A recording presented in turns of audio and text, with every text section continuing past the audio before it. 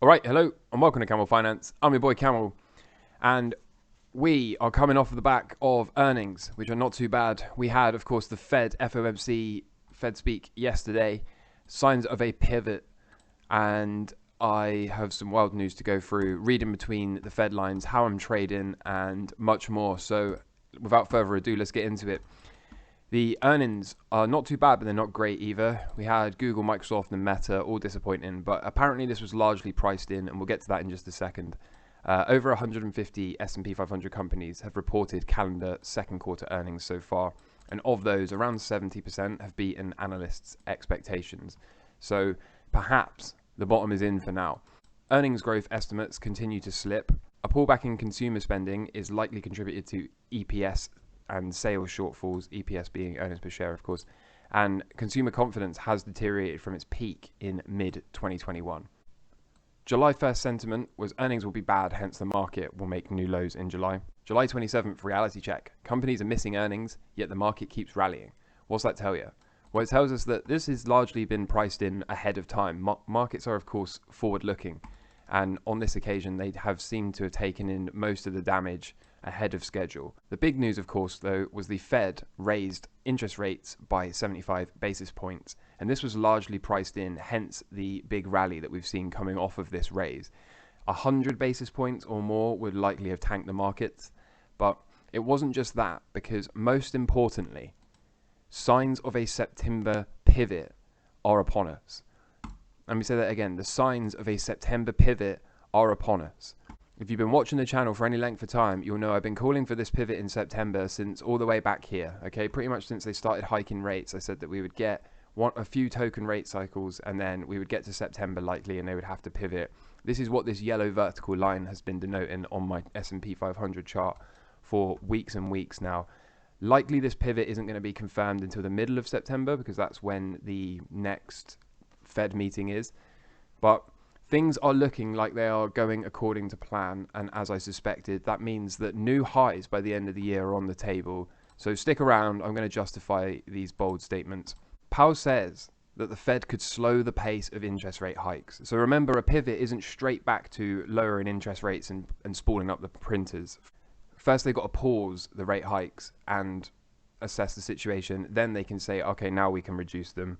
So that's the way the hiking cycle goes. So the pivot is really that they're going to stop hiking so aggressively and they're going to be more accommodative to markets. And most importantly, Powell left the door open about the size of the rate move at its next meeting in September. He noticed that the central bank would eventually slow the magnitude of rate hikes. Okay, of course they're eventually going to, but eventually Powell said in the press conference that the Fed could do another 75 basis point hike again in September, but it would be dependent on the data. Now this is the real key here. Dependent on the data. Powell did a really good job. This is not a man I praise often, if ever, but he did a very good job here at calming the markets, at soothing them, because instead of convincing people he was hell-bent on destroying them, what he managed to do was say that they're going to focus on the data, and if the data permits, then they will pivot. Then they will be more accommodative to markets. They're not hell-bent on blowing up at this stage. Okay, so reading between the lines, my interpretation of this is the foundation has been laid for this pivot. Now, I've been suspecting this all along, as you know, to come in September, and in my opinion, they have absolutely laid the groundworks for this pivot. It is set up, ready to go ahead. Now, there's a GDP readout today. The question I want to ask is, why no GDP readout yesterday with the Fed speak? Why have they chosen to have the GDP today and the talks of the rate hikes yesterday? Why have they done that? Powell, when asked, said he hasn't seen the GDP data. And I want to ask you, do you believe that? Do you really believe the boss of the Central Bank of America doesn't know what the GDP data says? Really? I mean, this is a lie. This is an absolute lie. Of course he knows. So the question is, why? Why did they not release the GDP data yesterday with the rest of the Fed speak? And the answer is, this is their last chance to be hawkish before a recession is confirmed and, of course, denied. We'll get to that in a second today. They've already basically told us that the GDP number is going to be below that of the last quarters. They've already told us that. Everyone will be screaming recession. It will be confirmed technically, even though they're likely going to say, well, we don't call it that anymore. But that doesn't change the fact that the number will be below the last quarter. And then at that point, everyone was going to be screaming pivot. They're going to have their hand forced.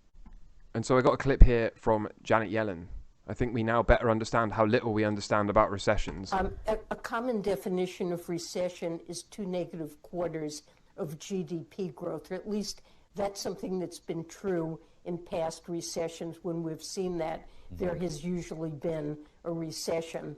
And many economists expect second quarter GDP to be negative. First quarter GDP was negative. So we could see that happen, and that will be closely watched. But I do want to emphasize what a recession really means is a broad-based contraction in the economy.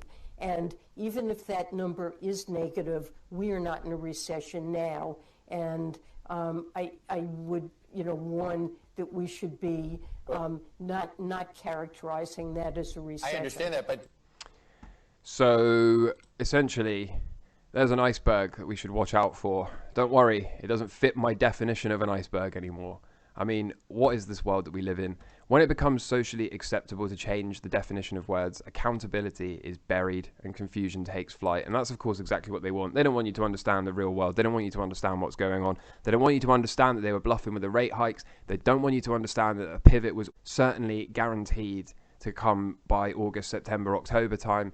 They don't want you to know that they need that pivot so that they can quickly reverse course and start printing money again. And they don't want you to know that they have to print money at an alarming and exponential rate because there's no other way to service their debt. They don't want you to know all of this stuff because if you know all of this stuff, you can keep some of your value, some of your wealth stored in things like gold and Bitcoin. And of course, they do not want that because they want you to be poor so that you will be forced to accept central bank digital currencies. So how am I trading and benefiting from this news? Well, I've opened a lot of new positions, or a few new positions. I will show you all the charts at the end of the video. Make sure you stick around if you want to see how I'm trading and benefiting from this news. If you're finding value here so far, I'd appreciate it if you could hit the like button for the call on the September pivot, and also consider subscribing if you're not already. In world news, Wuhan has locked down 1 million residents due to COVID. So read into that what you will. Something that keeps me up at night sometimes is this thing here likely came out of this place, right? Or at least that's what it seems to me like. Now, whilst the rest of the world is kind of just living with it, China have been hyper-focused on continuing to lock people down and working towards having a zero COVID policy. They're the only place that I know of that want a zero COVID policy. And my question is, what do they know that the rest of the world doesn't? If you've got any ideas, throw that down in the comments. I'd really, really like to know. Let's continue with the world news. Dubai has formed a higher committee to invest in the metaverse and boost its digital economy. The UAE bank, RAK Bank, is the first to let customers buy Bitcoin in its local currency. This is adoption. Germany is rethinking its nuclear power departure due to the danger of a winter energy shortage. It's from the Financial Times. And I got a clip here, which I'm not sure if I'm going to get copyright striked for the sound in the back, but it says, "Who's laughing now?" And you can see Trump basically said that Germany will be totally dependent on Russian energy if it does not immediately change its course. And Germany just laughed right in his face. They thought this was absurd. They said it's not accurate and it's highly misleading.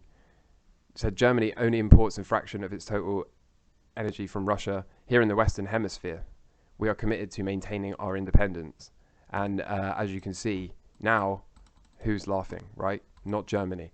The US senators have proposed a bill that would exempt crypto transactions under $50 from taxes. So this number needs to be $5,000, really, I think, in my opinion. But this is a start. This is baby steps, right? It starts at 50, it goes to 500, makes it up to $5,000, and then you can actually use this as real money. So over time, I'd like to see this number 100x, but I will take this for now. This is really good news because obviously if you have to pay capital gains tax or strike it off as a capital gains loss every time you buy a coffee, then it's going to be difficult to actually have that as a currency. That would be kind of inconvenient. Over time, I'm convinced that that will become the norm and that you won't have to pay tax on your spending. The US Department of Treasury is investigating the crypto exchange Kraken for alleged sanction violation in Iran, according to the New York Times. So again, get your crypto off exchanges. Every time, it seems like every couple of days I make a video and there's another exchange getting investigated or sued or getting hacked or going down. So get your crypto off exchanges. If you want a cold wallet, there's a link in the description for that. Coinbase is now facing an SEC probe on crypto listings.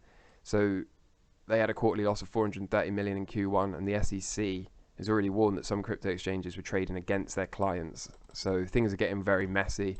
They are indeed. The SEC believes Coinbase possibly listed securities. They've listed 10 altcoins. I'd never really heard of any of them, but as you know, I don't really care about altcoins that much. Cathie Wood has sold a whole heap of Coinbase stock at a loss. So the question is, did she buy the top and sell the bottom, or does she know something about Coinbase? A lot of people, the jury's out, isn't it? A lot of people think Coinbase is the safest exchange there is, and a lot of people think that it's going to be dead in a couple of months.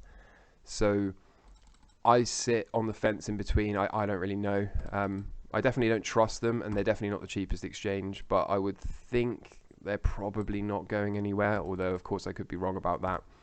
And speaking of Cathie Wood, Bitcoin mining will turbocharge solar and wind generated power, and of course it will, because the more solar and wind generated power you've got, the cleaner your energy, then the more money you can make mining Bitcoin. And then the more money you make mining Bitcoin, the more you can reinvest into having clean and renewable and cheap energy. Such is the cycle. Brazil, Nubank has now got over 1 million cryptocurrency users just 1 month after launching Bitcoin and crypto trading. And what's interesting about Nubank is, although Warren Buffett hates Bitcoin, calls it rat poison squared, he is a massive investor and shareholder in Nubank. So he's got to get his crypto exposure one way or the other, right? India will launch its first international bullion exchange on Friday. India is the second largest consumer of gold. The times are changing, and make sure you stick around because we're only a few tabs away, and I'm going to show you that I have current precious metal positions open, as I stated that I would under certain conditions.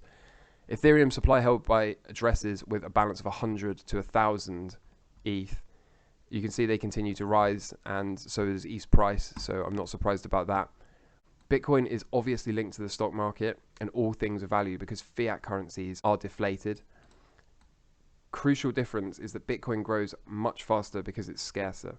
In the same period, the S&P went from 1k to 4k, which is a 4x. And then Bitcoin went from $2 to 20k, which is a 10,000x. And this is a trend you'll continue to see. I'm sure that once we get this pivot, we're going to go to new highs for both the stock market and Bitcoin. But you best believe Bitcoin is going to smoke everything. Just before we get into the charts, I want to show you this, the Bitcoin log Bollinger Bands. I really like this chart. So we've got 1, 2, 3. 1, the price exceeds the upper Bollinger Bands, pierces through. 2, it crosses below the 20 period SMA.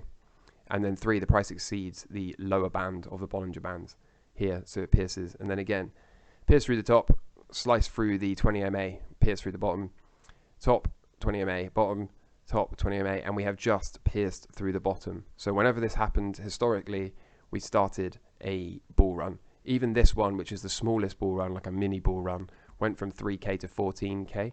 I am much more leaning on the side of a bigger bull run, potentially even as big as this. And you can see just here on the log scale, this is 120k. Okay, we're not that far off. And this is 260k. So it's more than feasible to me that even if we were to get one of these added on here, I think we're going to be at 6 figures in no time. And so let's move on to the charts. The dollar is losing support. Look at this. I can't believe it myself. I still think that we need to come up and make a lower high. I feel like that's how things normally top, right? They don't just top and then come down. It's normally some level of bounce, lower high, and that confirms that we are now in a downtrend. So, but this is encouraging. The dollar is off, so I love to see it. Have a look at the S&P. The S&P, look at this, breakout. We've retested this sort of horizontal support, and now we are resuming apparently. Of course, the pivot is marked in yellow, so we should see that soon. I don't see why this shouldn't at least come up here to test the top of this resistance, and of course the bottom of this support, which would now be resistance. I don't see why we can't at least make it up here for the S&P, and most likely I would think we're going to make it towards the top of this wedge here. So I will be interested to see if that happens. NASDAQ, this is why you push your trades, okay? This is why we push them. Continue to push, see if we can get a big move. This is going to be a danger area for the NASDAQ. There's a lot of support or resistance now up here. So we'll see how that works out. What else we got?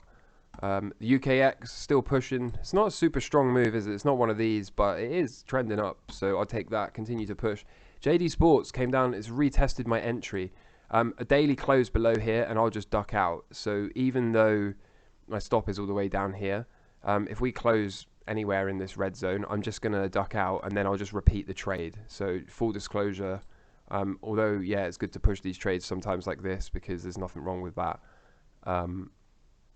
With JD Sports, if we close below here, then why accept the stop loss? The invalidation or the validation for this trade is this horizontal. So if we do close below that, I'll just close the trade immediately and then I'll reopen it and it will look something like that again, and we'll just repeat the process. So that's my plan, just so you know. Oil coming in for what could be a breakout or a short opportunity. So we'll see what happens here. It's Thursday today, Friday tomorrow, I don't know. Still not that interested, but perhaps on Monday I can look at getting an entry on this. This is where things start to get amusing for me. Currently long gold, silver and silver miners, okay? So if you're watching the channel, you know I lined this up for ages, said above this horizontal, that's fine. We are into resistance, but there's no real doubt in my mind that we're going to break this. I don't see why we wouldn't break this trend line and then at least move up to here. And I think this is the start of a big bull run for gold. I really do. Multi-cycle. So I would expect to see something like this. How quickly we go up, I don't know. But I am long and strong gold and ready to see what the market can give. Similarly for silver, long and strong silver, as you can see. And most importantly for me, because one of my favorite instruments to trade, I am long and strong at silver miners. So this is the trade for silver miners. It's going to take some time to play out, but I've been waiting for this. I've been patiently lining this up for a long time. So those are the trades and I'm sticking to them. Bitcoin had this nice candle back test now. We'll see what happens, won't we? But we are breakout, retest, resumption of this trend line here, as you can see. So I see no reason why we can't actually push up towards 25 and even 30k. This looks to me like a quarter cycle low. So I almost expect this same sort of pattern to repeat here. So long and strong, continue to push. Ethereum, I lightened up, got trapped here really, but I had to respect the downside risk just in case we fell all the way back down. So I lightened up and then re-entered on the bullish news. So still long and strong, full exposure, trying to push at least to 2200, if not beyond that. And MATIC, again, I got trapped on the breakdown, but you do have to respect risk. It's no good just saying, wow, maybe it's going to do that. No, I had to lighten up a bit on the breakdown, and then upon getting back inside the pennant, I can just put my position back on. So I've given up a little bit of profit there, but what if it was just going to come all the way back down, right? I had to secure something. So looks like it's working out on a back test of this top line here. So hopefully we can now break $1 over the coming week or two.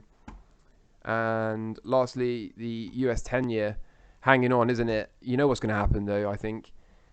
We're going to get a GDP result which is negative today and it's going to break down. That's what I would think. We're going to lose this trend line support.